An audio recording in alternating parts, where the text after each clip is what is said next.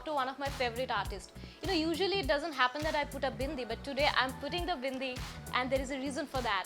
You know, I love her bindis, her bangles, and the way she sings, the way she performs, her appearance, and everything about her, including her name. Yes, I'm talking about Raja Kumari. Run and tell your mummy the streets go rap-a-pum-pum, rap-a-pum-pum, rap-a-pum-pum. Yeah, it's coming from the gully. It's coming from the city slums, city slums, city slums. Hi. Hello. Hi.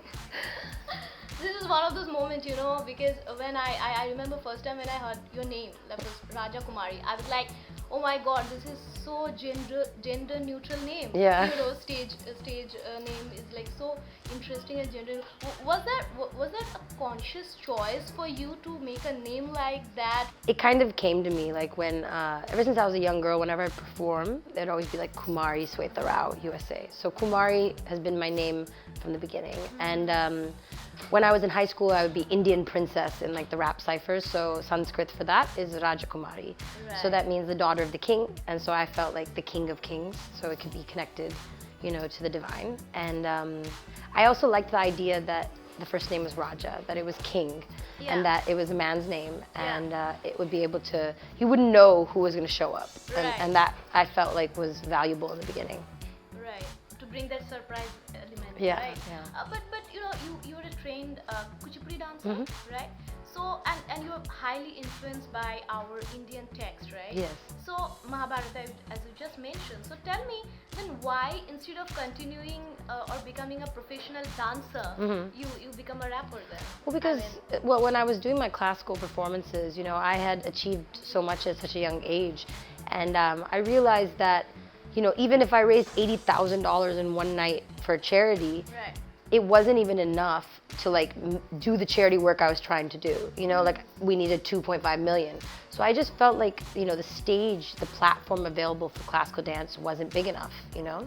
And I, at that time, was listening to a lot of pop music, a lot of like, you know, NSYNC, and I was listening to like Britney Spears, and I thought, well, we never had a pop star. If we had a pop star that had that type of platform and they used it to show classical dance or used it to, you know, fund different charity programs in India, then, you know, we'd be able to make more change. So I just set about to become that.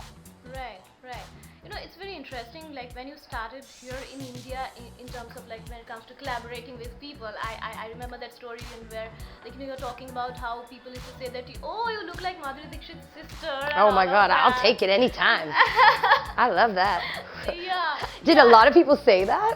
I'm just kidding. And also you collaborated with Divine. Yeah. Is that one of the reasons why you want to do more here in Mumbai, here in India? I mean, I think you answered the question yourself. Yeah, I mean, there's been such a warm welcome in India. And like, you have to understand, I'm coming from America where a lot of times when I'm expressing at the highest level, they like to say that, you know, there's not an interest for that. There's only less than 1% of the population in America is Indian, you know, and you're coming to a place where like 100% of the population is Indian, you know, so immediately there's a different understanding for the art. There's a different, you know, depth of knowledge. When I'm referencing a character like Meera, I don't have to tell the whole story. Yeah. You know, there's an inherent understanding of where I'm pulling from. So India has been such a wonderful place for me as an artist. You know, it's been a place where I've like really been able to open up, and it'll always be important to me.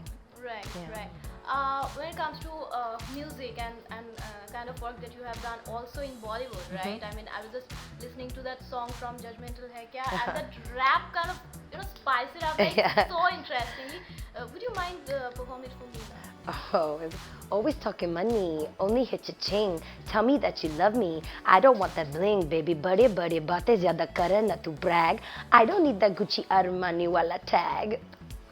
It was fun. Yeah, another thing is, like when I look at you, right? Your appearance, you always put a bindi. Yeah. You always put this bangles. Yeah. Right? Why this appearance, like no matter what you're wearing? Yeah. Why do you always put a bindi and the bangles, like? You know, I think growing up in America, my mom, even if she wore Western clothes, she always had a bindi. Okay. And so I think for me that always like represented like being connected to, you know, your culture and your roots.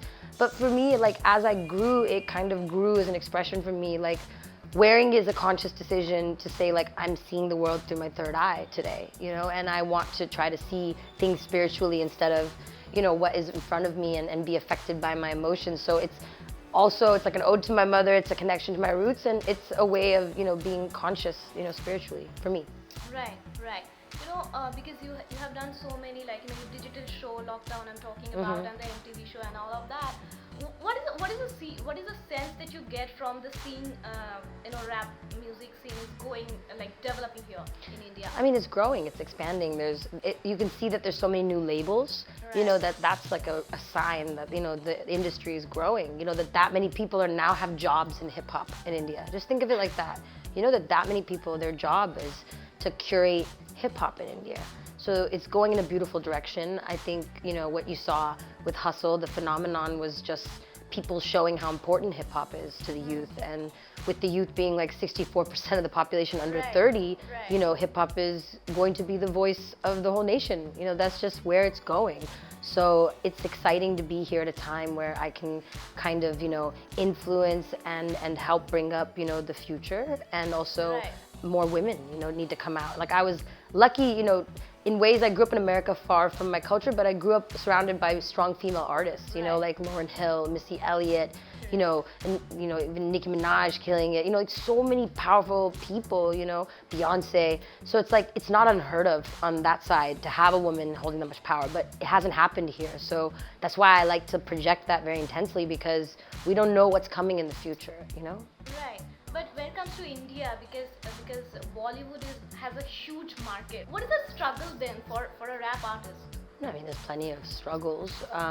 Yeah, I mean, it has a strong Bollywood market, but like, you know, like how I've been able to interact with Bollywood, I haven't changed who I am with it. I have a fun version, you know, like I have a way of speaking in that realm that still stays authentic to me. You know, I think that's important. And I think with Bollywood, it's the most powerful like distributor of music if you think about it. So I think if you want to be an artist that has mass, you know, impact, then you should be working in Bollywood. Right. You know, you should be. Right. Also, because most of your interpretation of some of the, like, you know, old characters, right? Traditional character in a very modern way, right? That's your interpretation. Tell me how the socio-political change kind of reflects in your writing. Yeah, I mean, I think I try to touch on that in every album. There's always like one song that kind of touches on equality of people and tries to present these, you know, it's not like just philosophy, it's actually real life, but a lot of people don't engage, you know, with others, and they don't engage with people that they don't know. And so I try to make music that's universal, you know. Records like Robin Hood was really talking about what I saw when I came here, and I say like, don't forget the youth in the slums. If you know the truth, then why they're still hungry. You know, there's so much work that we can be doing, you know, in our own home, and instead of just like looking around. And that's like something I saw when I came here. And Believe in You and Mira from the first album, you know, talked a lot about manifestation, and Mira was specifically about classical dance and how the vibration of classical dance is celestial, and it's from the universe. So, you know, I just try to make my music that will inspire people to either look within themselves to figure out, you know, who they are, and hopefully to, you know, not leave behind what's important. Right. So what are the upcoming thing that you're working on? I've been working on a new project. I have new music coming. I've been making new visuals that I've been pouring myself into with my team, really pushing myself as a artist, and trying to go somewhere new, you know. So I have new music. I have season 2 of Hustle coming. Super excited about that. And yeah, just a lot more live shows and more content.